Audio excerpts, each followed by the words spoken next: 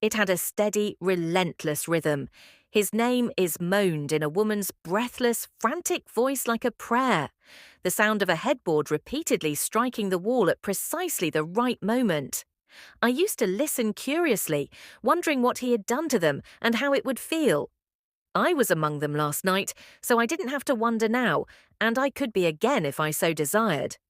A knock would be plenty. Please take a moment to subscribe and like the video before we get started. It's easy, quick, and more beneficial to the channel than you might think. I sincerely appreciate your help. Let's get started now. It began with a low, steady, self-assured mutter, followed by a gentle, breathless woman's response. Although I was unable to understand what she was saying, I could tell she was excited. Then came the first moan, which was unrestrained, harsh, and broke. Her cries were perfectly timed with the headboard's slow, then quicker impact on the wall. There was only overpowering pleasure, without hesitancy or embarrassment. With fire curling through me and my breath shallow, I lay motionless. This was not typical. I had previously overheard brief, inconspicuous conversations with neighbours. However, there was more to this. Additionally, it was taking place each night. The same urgent, unrestrained screams were made by different ladies and voices. My pulse was erratic as I rolled onto my side and pressed my thighs together. I ought to have muffled it. However, I didn't. As I listened, one idea grew more intense in my head with each gasp that passed through the flimsy walls. How was he treating them? And why did I feel like I should have done it myself? He was forgettable during the day, quiet, independent, and never attracting notice. He changed completely at night, though, when the walls came alive with delight. I had seen him only a few times, tall, broad-shouldered, and composed with ease. Although he was older, possibly in his mid-50s, he had a commanding presence that younger men did not. Women always left looking, but they never stayed long. Altered. Despite my best efforts to avoid staring, I took in everything when we crossed paths. His confident, unhurried gait. He talked in a quiet, slow tone, as if each word were significant.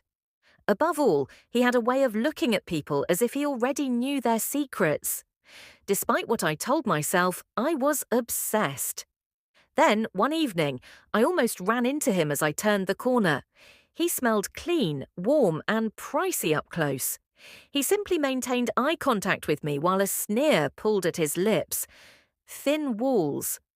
My breath caught. He was aware. He didn't wait for an answer, but his smile persisted. He simply passed me with calm, methodical steps. My pulse pounded in my throat as I stood motionless, my fingers clenching around my keys. 2 words, thin walls, but they revealed everything. He was aware that he had known for some time. I made myself release my breath while acting as though it had no effect on me, and that I wasn't overcome with shame and other emotions. However, I caught it as I turned to unlock my door. He looked over his shoulder and grinned as if he was waiting for me to say something. I didn't. With my heart pounding, I pushed my back against the door and sealed myself inside. Listening was one thing, but getting caught was quite another. However, he could no longer be ignored. The noises resumed the following evening. Now, however, they felt different, sharper, louder, or perhaps I was simply paying closer attention. Breathless, desperate, and nearly destroyed, the woman's groans broke the stillness.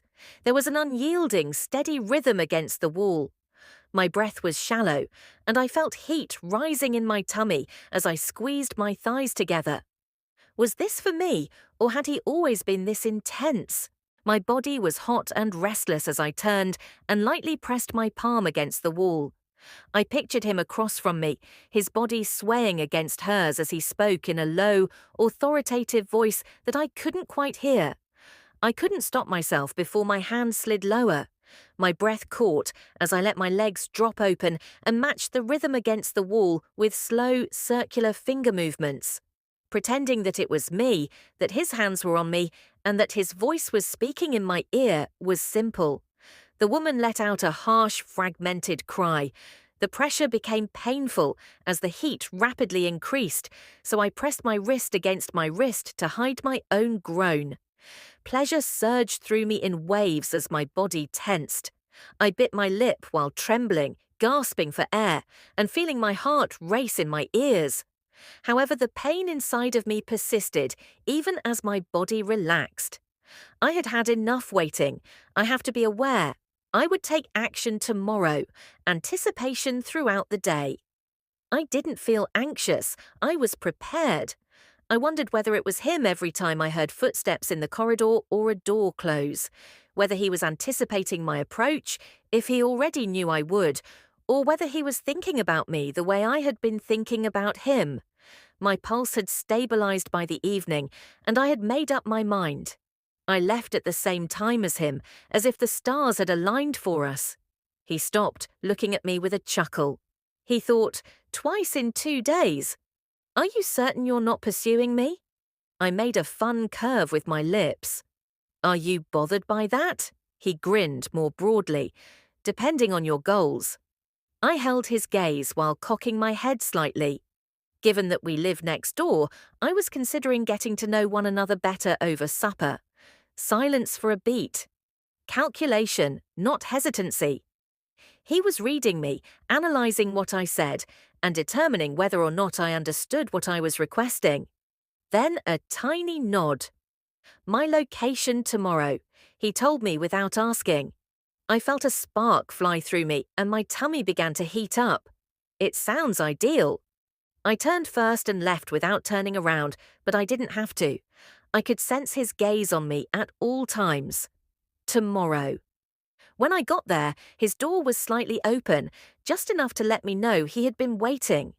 Leaning against the frame, he stood in the doorway and watched me with that same unfathomable smirk, as if he had known all along why I was here. He said, "Right on time," and moved aside to let me in. The place was just what I had anticipated. Simple, tidy, uncomplicated, clutter-free and distraction-free. Similar to a man who only allowed things into his life when he wanted them. The air was filled with the aroma of something rich and cooking, perhaps steak, a man who was capable of providing for a lady before demeaning her. Are you a cook? As I passed him, I made fun of him. I prefer to be in charge of what I eat. His tone was deliberate and polished. Do you not? Even though my heart rate increased, I kept it to myself. Not quite yet. I sat down at the little dining table and watched him pour the wine while softly crossing my legs. He was calm, collected, and totally in control of the situation. So tell me, he continued, placing a glass in front of me, are you this interested in your neighbours all the time? I tilted my head slightly and traced the glass's rim with my fingers. Just the ones that are worth asking questions about. His mouth quirked with laughter. And what specifically drew your eye? I held his eyes over the rim while I took a slow drink of wine. The way you portray women. For the first time, he stopped for a little moment. His eyes grew gloomy as the laughter in his grin turned into something more sinister. And how do I sound to them? Entirely undone, ruined, and war-ripped. None of it is what I said. I simply grinned, joyful. He chuckled softly and swirled his drink. It's good to know that my reputation comes before me.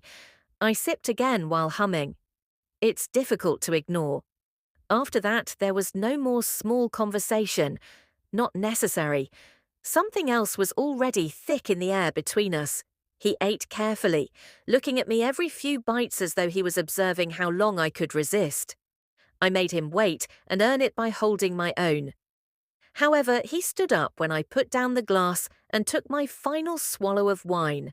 Come on over here, just an order, 2 words and no questions.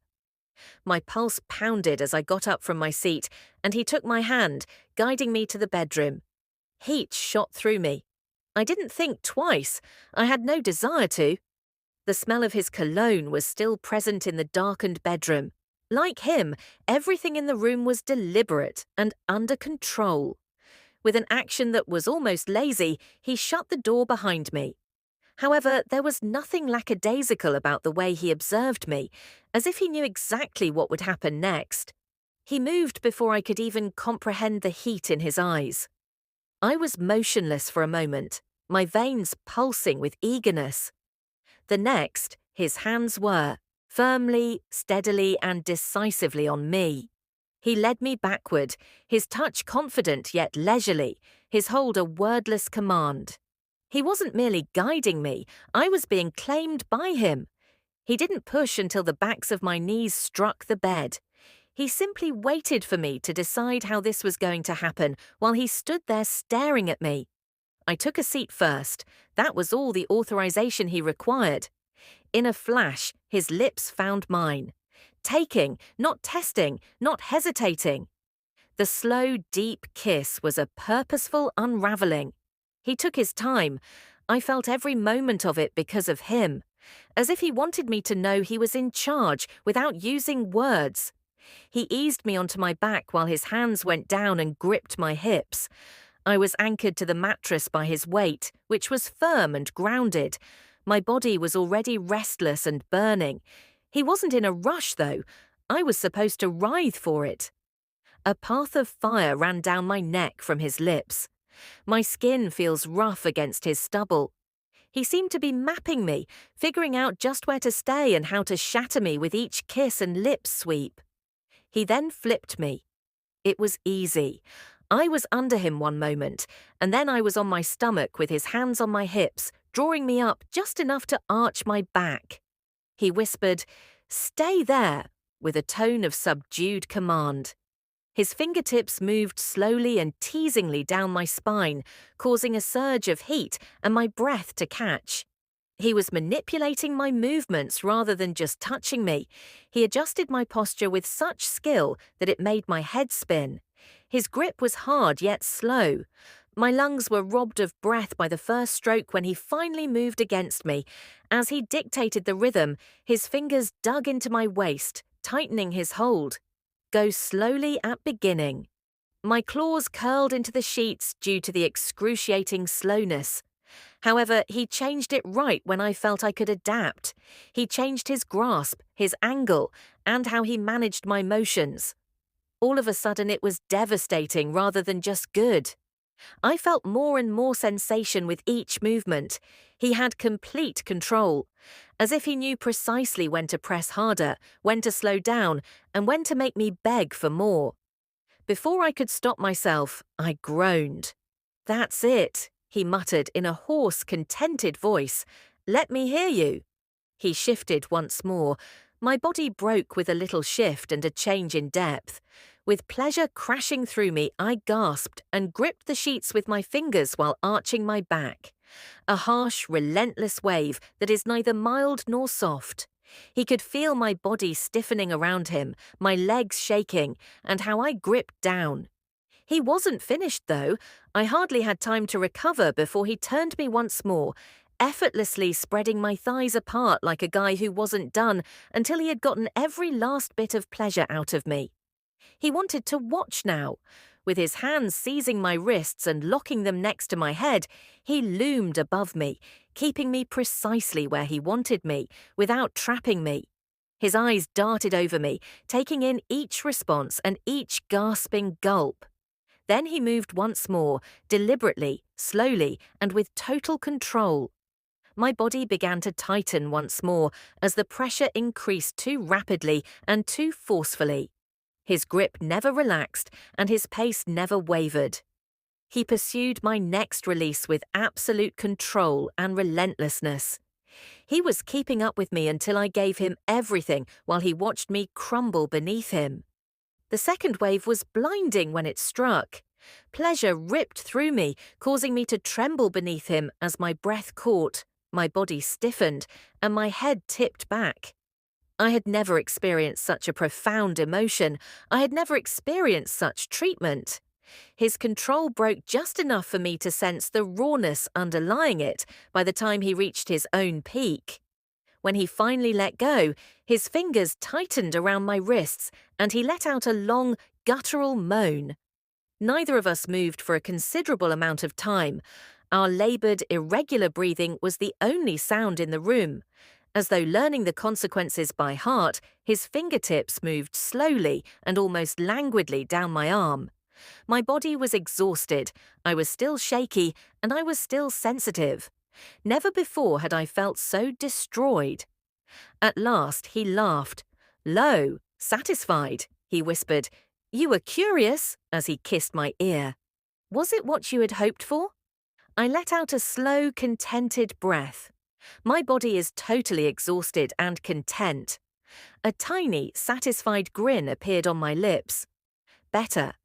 It ought to have been sufficient the first time, however, it wasn't. I heard it once more the following evening. Through the walls, there was the same tremendous joy, the same broken cries, and the same rhythm. However, I wasn't agitated by it this time. I wasn't left feeling frustrated or curious, because I knew now. I had experienced it firsthand. One of them had been me. And whenever I wanted, I might be once again. A knock would be plenty. My skin was still sensitive from the previous night, and I laid in bed with his smell still clinging to my covers. My body aches from contentment rather than from tiredness. Deep, indisputable, comprehensive. Nevertheless, I was already planning for the next occasion. I rolled onto my side and touched the wall with my palm. Next door, there was a constant, steady rhythm. I had a clear picture of it. He could destroy a lady and then put her back together in the same sentence because of the way he moved and controlled every moment. With a shout of desperation, the woman on the other side gasped. I grinned. Last night, I was that person, and I might be that person again tomorrow. I was free to stop wondering. I only needed to knock to be accepted into that universe. Every man knows how to keep a lady interested. What do you think truly makes the difference? Some refer to it as skill, others as confidence. Please leave a remark below. I'd want to know what you think. If you liked this story, click the bell symbol to enable notifications, like the video, and subscribe. What comes next is something you won't want to miss. I'll see you shortly.